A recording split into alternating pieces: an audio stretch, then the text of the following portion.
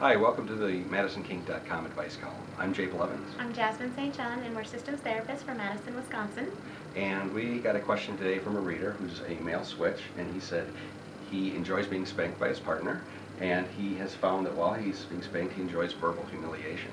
His question is, he says after that, he needs a lot of validation from his partner and aftercare to feel okay about it. And he's wanting to know if that's okay and a healthy thing or not. He also is wondering, his original love, as he puts it, was just being spanked without the humiliation, and he's worried about the idea that he may be losing his first love of just the plain spanking and what he can do about that. So.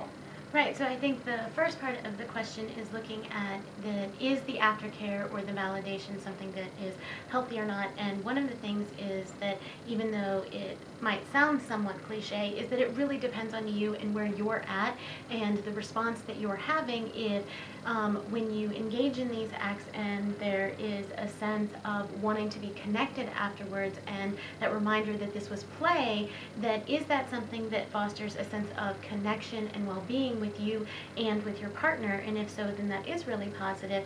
If there is a sense of that it is keeping you from the experience and from your partner, then you might want to look at it. And Jay has a really good analogy for this. Yeah, I like to think about it like Thanksgiving dinner. You may overeat in the moment and it feels fantastic. You're just eating all that great food that you don't get all year and it feels wonderful. But then there comes that later period where it's like, what did I do? And I think it depends. If we're somebody who's healthy and doesn't do that all the time and can handle that and just making sure they work out their regular workout or a little extra workout the next week, it really has no impact on them, then, if you want to do that, that's fine. Now, if you find that when you do that you can't recover from it and you add on a couple pounds and they don't go away and that keeps happening at every holiday and suddenly you're gaining weight and you're not able to adapt to it and it's actually getting you more unhealthy, right, probably want to think about changing your eating habits. And so that overeating at Thanksgiving or at holiday meals just depends on how you cope with it afterwards. Absolutely. And so if you are feeling that you are having these experiences more and more, and if you and your partner are experiencing that connection and validation, that's also going to tell your brain, though, something that this is healthy, this is safe, this is something that can work for you. So there's a good possibility that you're going to be able to get over the hump of the concern of if this is healthy or not the more you do this. Right. And I think the flip side is if you find that it is more and more kind of eating at you and these thoughts stay with you of maybe I'm not a good person, maybe I am this, whatever words are being used, then you may want to think, is this an okay practice for me or not?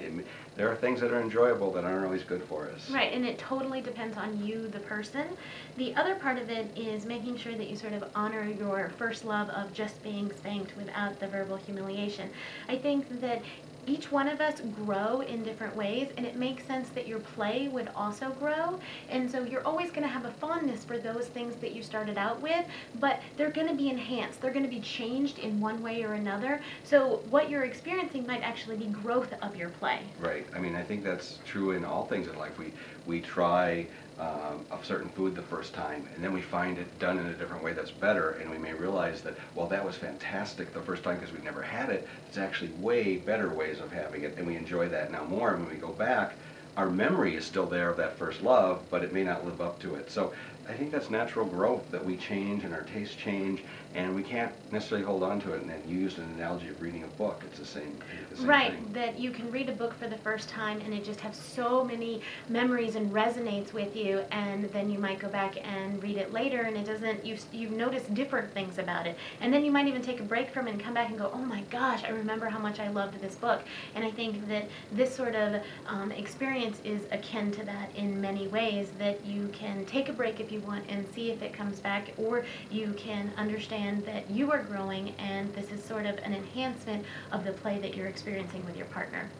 And I think if you looked at it in even the classic sense of an actual first love, if we think back to that person that we first fell in love with and our first love in our life, chances are if you went back now, it might not be exactly what you remember it as. Right. And we can hold that in our hearts and our minds. Still be fond of it. Right, but it doesn't mean that we should be seeking to go back and recreate that, because it may not be the right thing for us anymore because we're different people.